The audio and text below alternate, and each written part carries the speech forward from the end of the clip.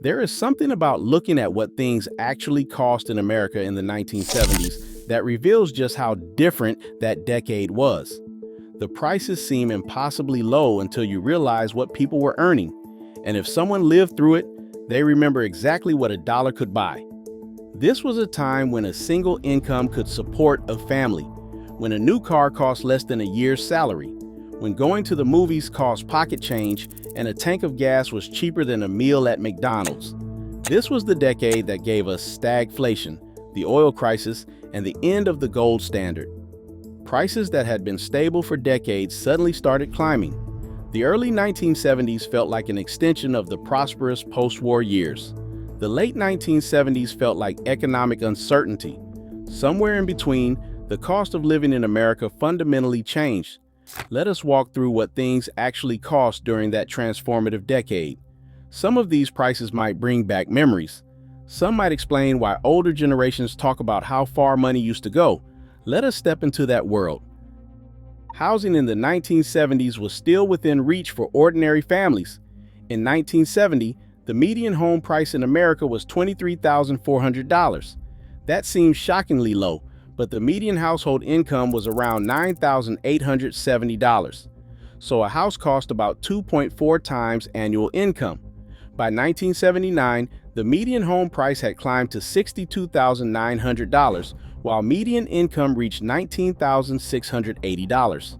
The ratio was widening, but a house still costs roughly 3.2 times annual income. Compare that to today, when homes often cost 6 to 8 times annual income. Mortgage rates in the early 1970s were around 7% to 8%. That felt normal. By 1979, rates had climbed past 11%, and they were heading toward the shocking 18% rates of the early 1980s.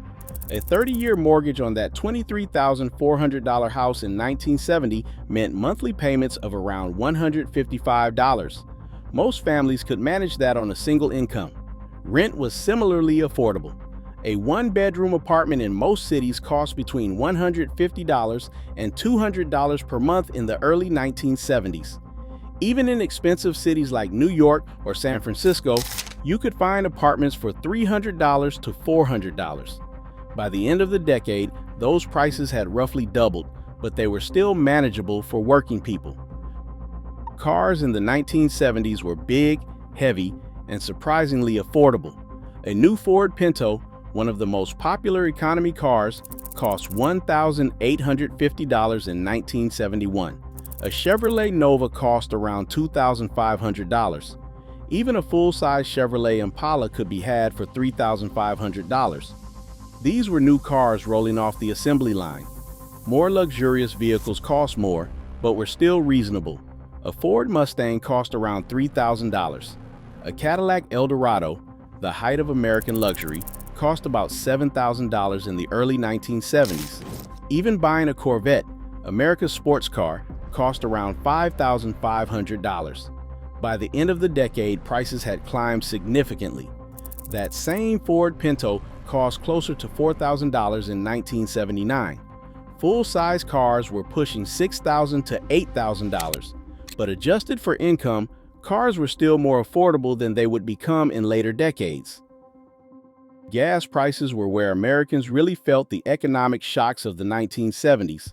In 1970, gas cost about 36 cents per gallon. People thought nothing of driving everywhere. Big V8 engines that got 10 miles per gallon were normal. Then, the 1973 oil crisis hit. By 1974, gas had jumped to 55 cents per gallon. That shocked Americans who had built their entire lives around cheap gas. Lines formed at gas stations. Rationing was implemented in some places. People waited hours just to fill their tanks. By 1979, another oil crisis pushed prices to nearly $1 per gallon. Americans saw gas prices triple during the decade. This fundamentally changed American car culture and led to the rise of smaller, more fuel-efficient vehicles. Grocery shopping in the 1970s meant different prices every year as inflation accelerated. In 1970, a gallon of milk cost about $1.15. A loaf of bread was 25 cents. A dozen eggs cost 60 cents. Ground beef was 70 cents per pound. Coffee was 90 cents per pound. By 1979, those prices had roughly doubled. Milk was $2. Bread was 50 cents. Eggs were $1. Ground beef was $1.50 per pound. Inflation was eating away at purchasing power, and families noticed at the grocery store every week. A full grocery cart that cost $20 in 1970 cost $40 by 1979. For families on fixed incomes or whose wages were not keeping up with inflation, this was painful. The weekly grocery bill became a source of stress in ways it had not been in previous decades. Before we continue with entertainment and everyday costs that define the decade, if you are enjoying this look back at what life really cost and want to explore more economic history and how Americans lived, consider subscribing. There are so many more stories about the prices, wages, and economic realities that shape the life we know today.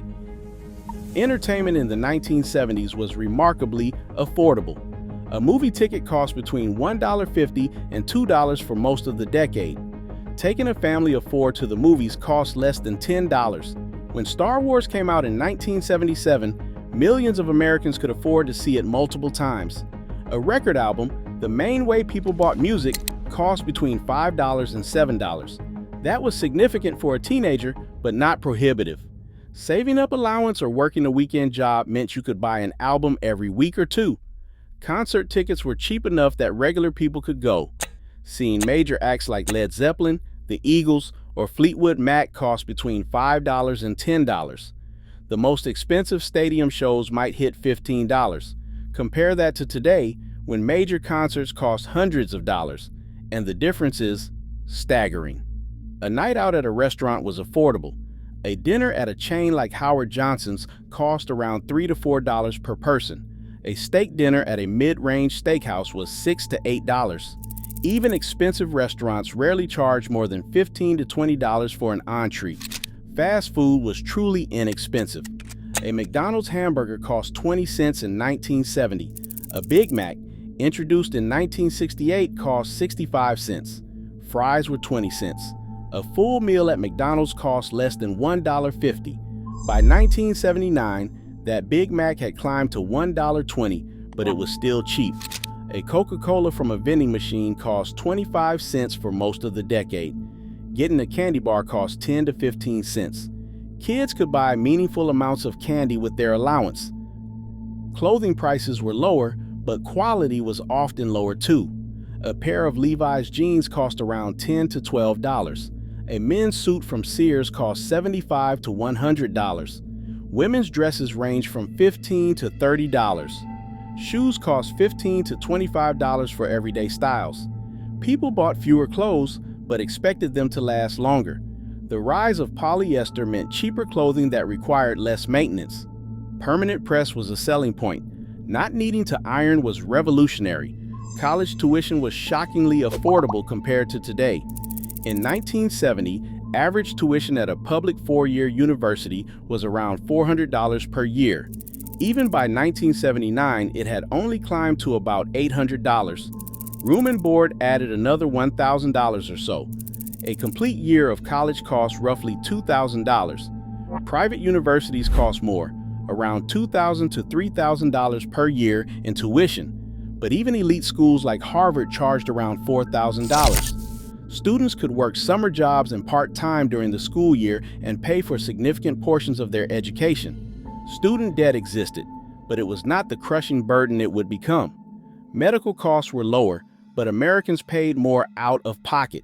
A doctor's visit cost $10 to $20. A hospital room cost around $50 to $100 per day. Major surgery could cost a few $1,000s. These costs could still bankrupt families without insurance, but they were a fraction of today's prices. New appliances and technology were expensive relative to income. A color television cost $500 to $700 in the early 1970s. That was a major purchase requiring saving or payment plans. A microwave oven cost $500 when they first became available for home use. By the end of the decade, prices had dropped to around $200. A basic calculator, revolutionary at the time, cost $100 or more in the early 1970s. By 1979, you could get one for $10. The rapid drop in electronics prices was just beginning. What defined costs in America in the 1970s was instability. The decade started with prices that had been relatively stable for decades. It ended with inflation that had eroded purchasing power and changed expectations about economic security.